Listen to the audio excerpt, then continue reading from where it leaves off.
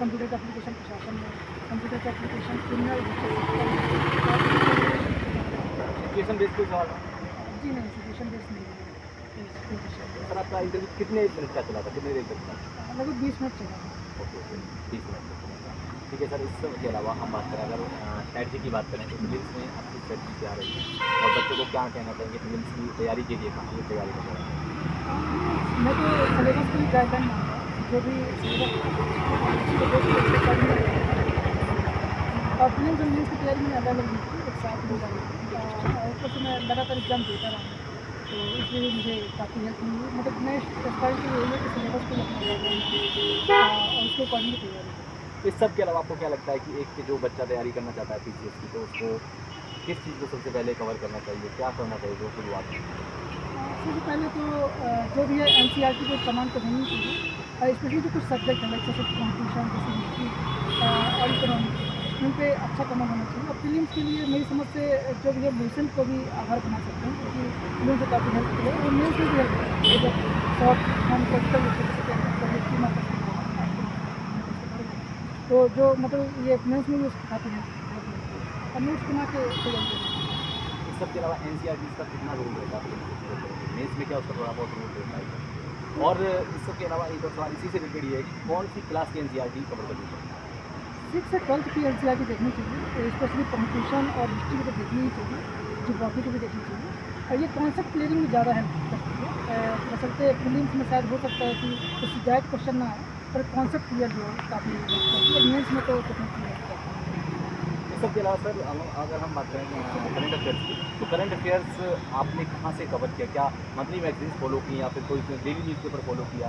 और India international current affair and state का current affair, किस पर ज़्यादा फोकस करना?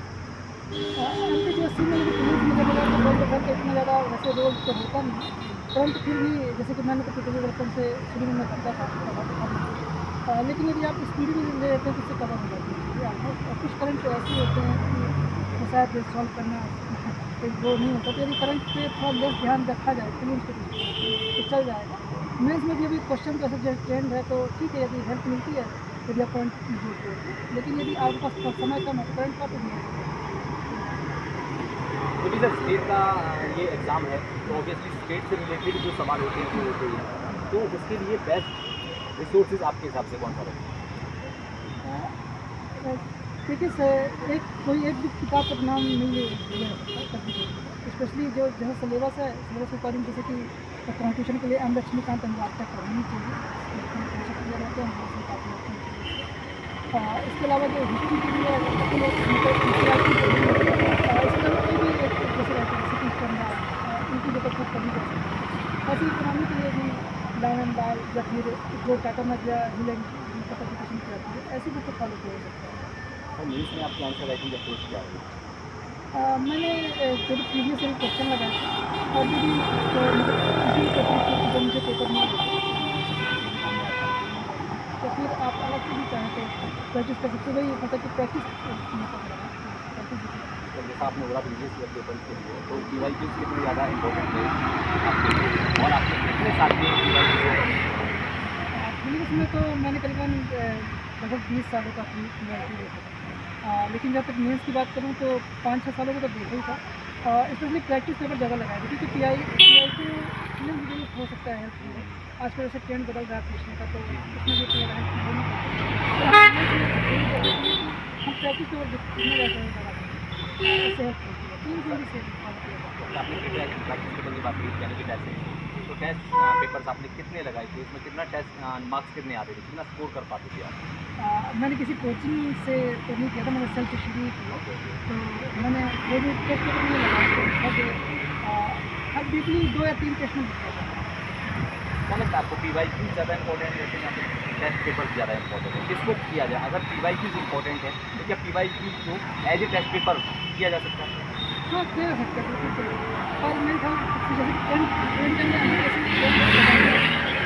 पीआईक्यू उसमें मतलब कि रिपीट नहीं होता, प्लस और स्टेम के बाद क्वेश्चन भी नहीं पूछा जाता, क्योंकि इसमें आगे भी नहीं होता है कि सिलेबस कैसे पूछा जा सकता है। तो पीआईक्यू के साथ साथ हमें प्रैक्टिस पेपर भी लगाना। सर मेंस में जैसे कि अलग अलग पेपर्स हैं, अलग अलग सब्जेक्ट्स हैं, तो क्या सबकी प्रिपरेशन की अप्रोच है और राइटिंग अंडर राइटिंग अप्रोच क्या अलग अलग होती है कि एक ही पैटर्न को फॉलो करना है? नहीं, ऐसे के लिए तो जो कोच और थोड़ी अलग रहती है, बाकी लगभग जो फर्स्ट सेकंड और थर्ड पेपर है उन सबकी अप्रोच जैसी रहती है, ज़्यादा अंतर नहीं रहता। एथिक्स के लिए थोड़ा सा चेंज कर सकते हैं, बाकी हिंदी का क्योंकि राइटिंग क्या होता है कि जब करना होता है तो कई बार हमें समय कम पड़ता है, इसलिए प्रैक्टिस मतलब एक एस्पिरेंट को जो तैयारी कर रहे हैं वो कितने पेपर आंसर डेली लिखने चाहिए जिससे उनकी एक फ्लो बन जाए, अच्छा एक अच्छा आंसर लिख सकें। उन्हें मतलब वीकली लिखना चाहिए कम से कम, मतलब हफ्ते में 2-3 टेस्ट तो लिखने चाहिए, स्पेशली पढ़ने के साथ साथ लिखने को ज़्यादा कि कई बार ऐसा होता है कि हम पढ़ते ज़्यादा हैं, लिखने में भी उतनी जरूरत है, क्योंकि जो हमारे मेन्स है वो पूरा लिखित मतलब कि रिटन फॉर्म में ही है। लास्ट में आपका क्या मैसेज रहेगा एस्पिरेंट्स के लिए? बस सिलेबस को अपना जो भी है मुख्य आधार बनाएं, सिलेबस के अकॉर्डिंग तैयारी करें